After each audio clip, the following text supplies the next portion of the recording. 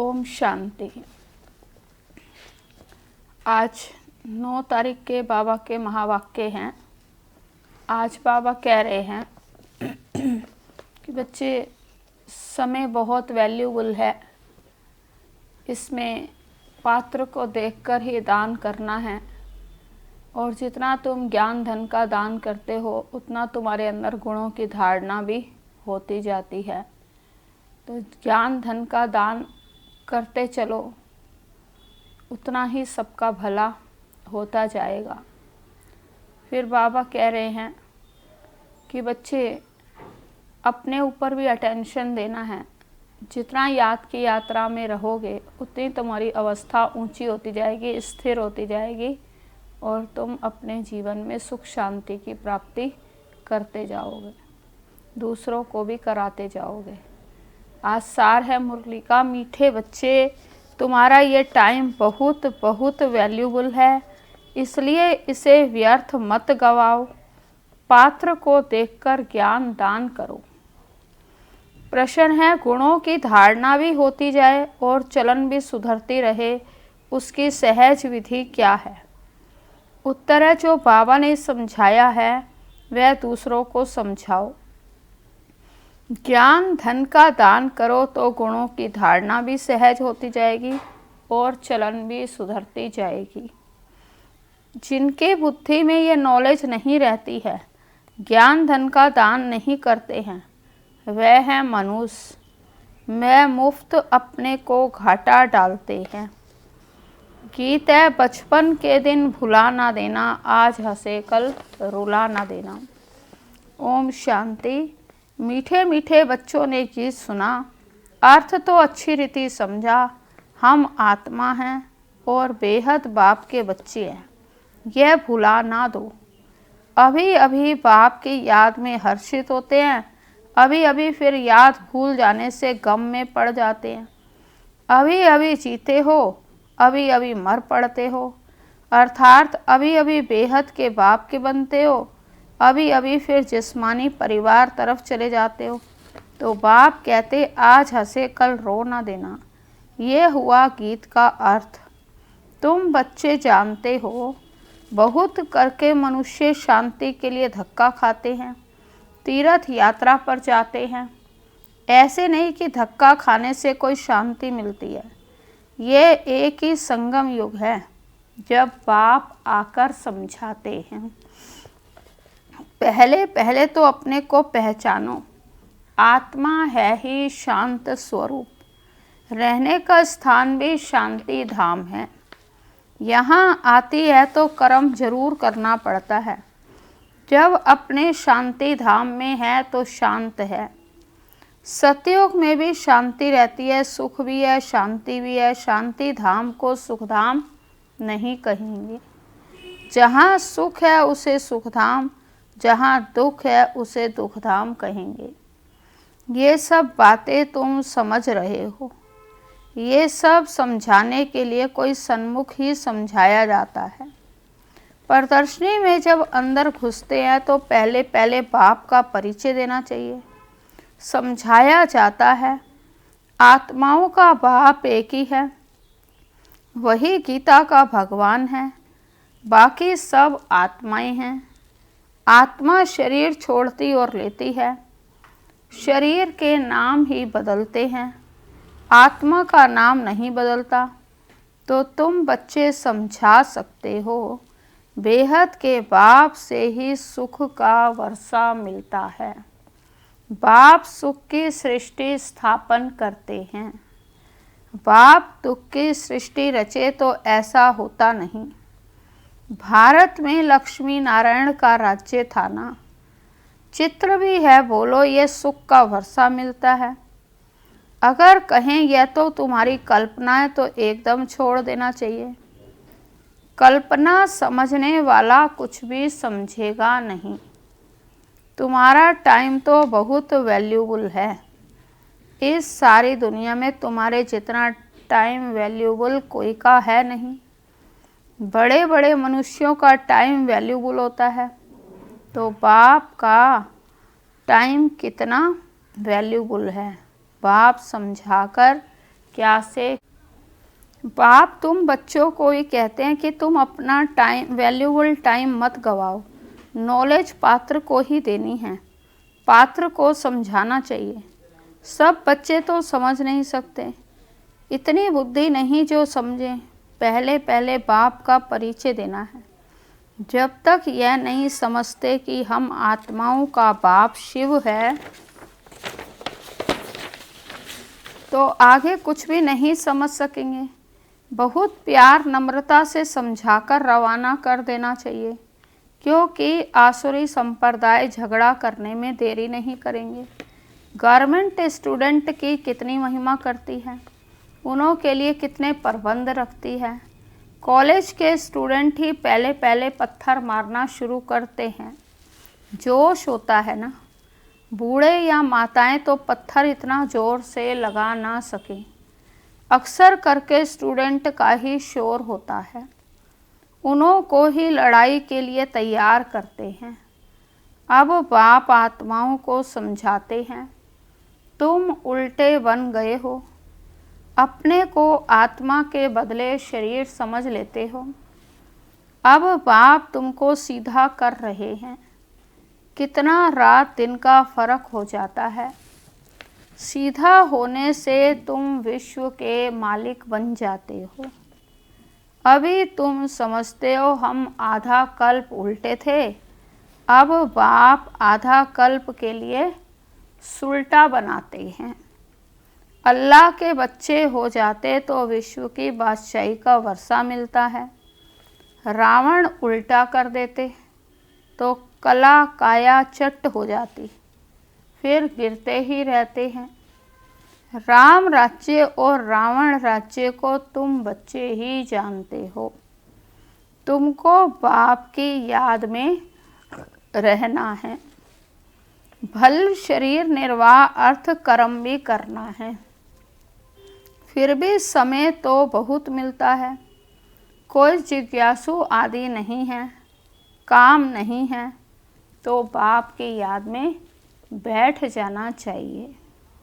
वह तो है अल्पकाल के लिए कमाई, और तुम्हारी यह है सदा काल के लिए कमाई। इसमें अटेंशन जास्ती देना पड़ता है। माया घड़ी घड़ी और तरफ ख्यालात को ले जाती है। यह तो होगा ही, माया भुलाती रहेगी। इस पर एक नाटक भी दिखाते हैं। प्रभु ऐसे कहते थे, माया ऐसे कहती है। बाप बच्चों को समझाते हैं, मामेकम याद करो। इसमें ही विघन डालते हैं, और कोई बात में विघन नहीं पड़ते। पवित्रता पर कितनी मार खाते हैं। भागवत आदि में इस समय का ही गायन है। पूतनाएं सूप नखाएं भी हैं। ये सब इस समय की बातें हैं, जबकि बाप आकर पवित्र बनाते हैं। उत्सव आदि भी जो मनाते हैं, जो पास्ट हो गया उनका फिर त्यौहार मनाते जाते, पास्ट की ही महिमा करते आते हैं। राम राज्य की भी महिमा गाते हैं, क्योंकि पास्ट हो गया ना। जैसे क्राइस्ट आदि आए, धर्म स्थापन करके गए, तिथि तारीख भी लिख देते हैं, फिर उनका बर्थडे मनाते हैं। भक्ति मार्ग में यह धंधा आधा कल्प चलता है। सतयुग में यह होता नहीं। ये दुनिया ही खत्म हो जानी है। ये बातें तुम्हारे में भी बहुत थोड़े हैं जो समझते हैं। बाप ने समझाया, सब आत्माओं को अंत में वापस जाना है। सब आत्माएं शरीर छोड़ चली जाएंगी। तुम बच्चों की बुद्धि में हैं, बाकी थोड़े दिन हैं। अब फिर ये सब विनाश हो जाना है। सतयुग में सिर्फ हम ही आएंगे, सभी आत्माएं तो नहीं आएंगी। जो कल्प पहले आए थे वही नंबरवार आएंगे। वही अच्छी रीति पढ़कर और पढ़ा भी रहे हैं। जो अच्छा पढ़ते हैं वही फिर नंबरवार ट्रांसफ़र होते हैं। तुम भी ट्रांसफ़र होते हो। तुम्हारी बुद्धि जानती है जो आत्माएं सब नंबरवार वहाँ शांति धाम में जाकर बैठेंगी, फिर नंबरवार आती रहेंगी। बाप फिर भी कहते हैं मूल बात है बाप का परिचय देना। बाप का नाम सदैव मुख में हो। आत्मा क्या है, परमात्मा क्या है, दुनिया में कोई भी नहीं जानते। भल गाते हैं भ्रकुटी के बीच चमकता है अजब सितारा। बस जास्ती कुछ भी नहीं समझते। सो भी ये ज्ञान बहुत थोड़ों की बुद्धि में है। घड़ी घड़ी भूल जाते हैं। पहले पहले समझाना है। बाप ही पतित पावन है। वर्षा भी देते हैं, शहंशाह बनाते हैं। तुम्हारे पास गीत भी है आखिर वह दिन आया आज, जिसका रास्ता भक्ति मार्ग में बहुत तकते थे। द्वापर से भक्ति शुरू होती, फिर अंत में बाप आकर रास्ता बताते हैं। कयामत का समय भी इनको कहा जाता है। आसुरी बंधन का सब हिसाब किताब चुकतू कर फिर वापस चले जाते हैं। 84 जन्मों के पार्ट को तुम जानते हो। यह पार्ट बचता ही रहता है। शिव जयंती मनाते हैं तो ज़रूर शिव आया होगा, ज़रूर कुछ किया होगा, वही नई दुनिया बनाते हैं। ये लक्ष्मी नारायण मालिक थे, अब नहीं हैं। फिर बाप राजयोग सिखाते हैं।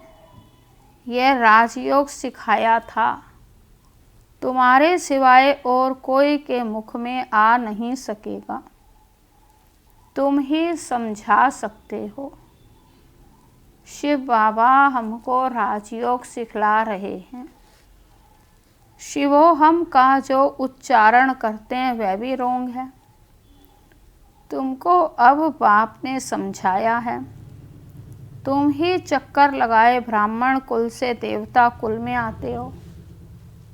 सो हम सो का अर्थ भी तुम ही समझा सकते हो। अभी हम ब्राह्मण हैं, ये 84 का चक्र है। यह कोई मंत्र जपने का नहीं है। बुद्धि में अर्थ रहना चाहिए। वह भी सेकंड की बात है। जैसे बीज और झाड़ सेकंड में सारा ध्यान में आ जाता है, वैसे हम सो का राज भी सेकंड में आ जाता है। तो हम ऐसे चक्कर लगाते हैं। बाबा कह रहे जैसे सेकंड की बात है सारी, जैसे बीज और झाड़ को अगर याद करें तो सेकंड में ध्यान में आ जाता है, वैसे हम सो का राज भी, कि हम सो देवता थे, हम सो क्षत्रिय बने, सो फिर वैश्य बने, शूद्र बने, फिर सो ब्राह्मण बने, ये राज भी सेकंड में आ जाता है। हम ऐसे चक्कर लगाते हैं, जिसको स्वदर्शन चक्र भी कहा जाता है। तुम किसको कहो हम स्वदर्शन चक्रधारी हैं तो कोई मानेंगे नहीं, कहेंगे यह तो सब अपने ऊपर टाइटल रखते हैं। फिर तुम समझाएंगे कि हम 84 जन्म कैसे लेते हैं। यह चक्र फिरता है। आत्मा को अपने 84 जन्मों का दर्शन होता है। इसको ही स्वदर्शन चक्रधारी कहा जाता है।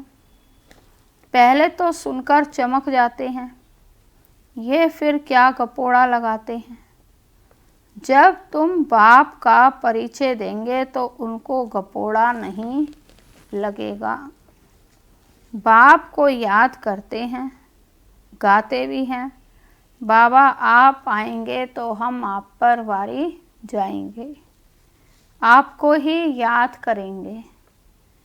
बाप कहते हैं तुम कहते थे ना अभी, फिर हम तुमको याद दिलाता हूँ कि नष्टो मोहा हो जाओ, इस देह से भी नष्टो मोहा हो जाओ।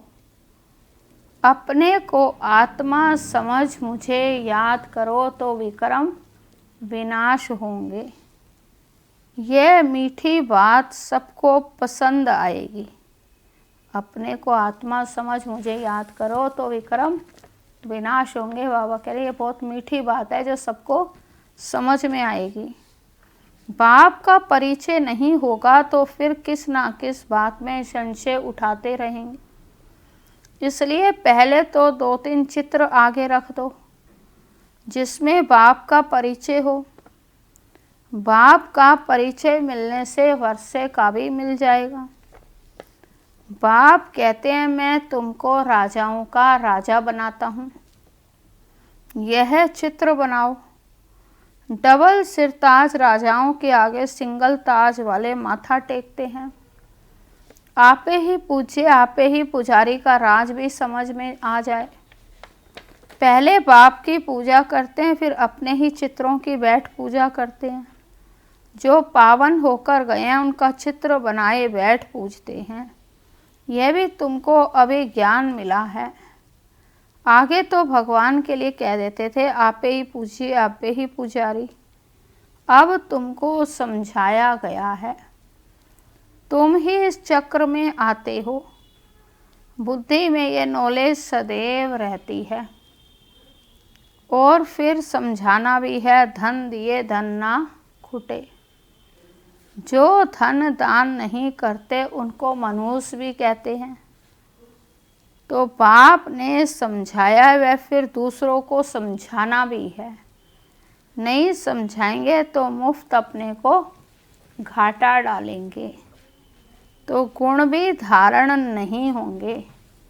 चलन ऐसी हो जाएगी। हर एक अपने को समझ तो सकते हैं ना। तुमको अब समझ मिली है, बाकी सब हैं बेसमझ। तुम सब कुछ जानते हो। बाप कहते हैं इस तरफ है दैवी संप्रदाय और उस तरफ है आसुरी संप्रदाय। बुद्धि से तुम जानते हो। अभी हम संगम युग पर एक ही घर में एक संगम युग का एक कलयुग का दोनों इकट्ठे रहते हैं। बाबा कह रहे हैं बुद्धि से तुम जानते हो कि अभी संगम युग पर एक ही घर में एक संगम युग का तो एक कलयुग का है, दोनों इकट्ठे रहते हैं। फिर देखा जाता है हंस बनने लायक नहीं है तो युक्ति रची जाती है, नहीं तो विघन डालते रहेंगे। कोशिश करनी है आप समान बनाने की, नहीं तो तंग करते रहेंगे। फिर युक्ति से किनारा करना पड़े। ऐसी नॉलेज तो तुम ही देते हो। मीठा भी बहुत बनना है, नष्टो मोहा भी होना पड़े। मीठा भी बनना है और नष्टो मोहा भी होना है। एक विकार को छोड़ा तो फिर और विकार खिटखिट मचाते हैं। तो समझा जाता है जो कुछ होता है कल पहले मुआफिक। ऐसे समझ शांत रहना पड़ता है। भावी समझी जाती है।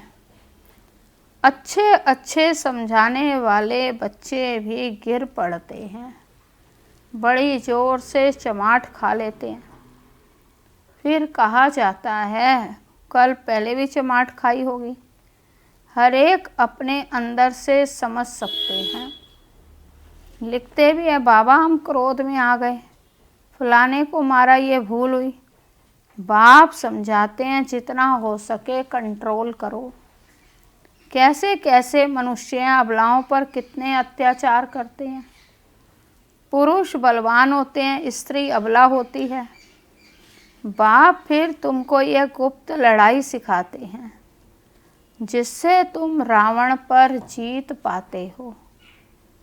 तो ये लड़ाई कोई की बुद्धि में नहीं है, तुम्हारे में भी नंबरवार हैं जो समझ सकते हैं। यह है बिल्कुल नई बात।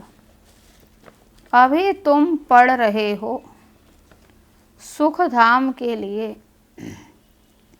यह भी अभी याद है फिर भूल जाएगी।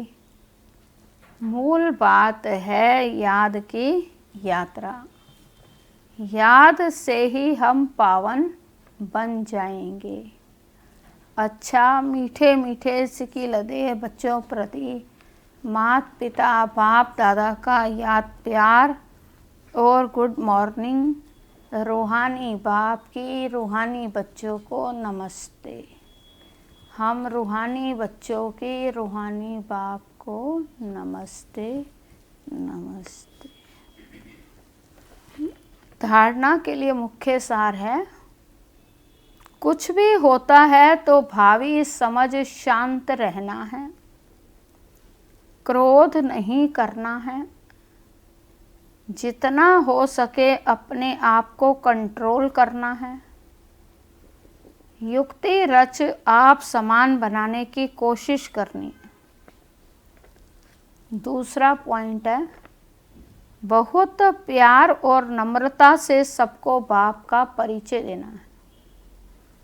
सबको यही मीठी मीठी बात सुनाओ कि बाप कहते हैं, अपने को आत्मा समझ मुझे याद करो, इस देह से नष्टो मोहा हो जाओ।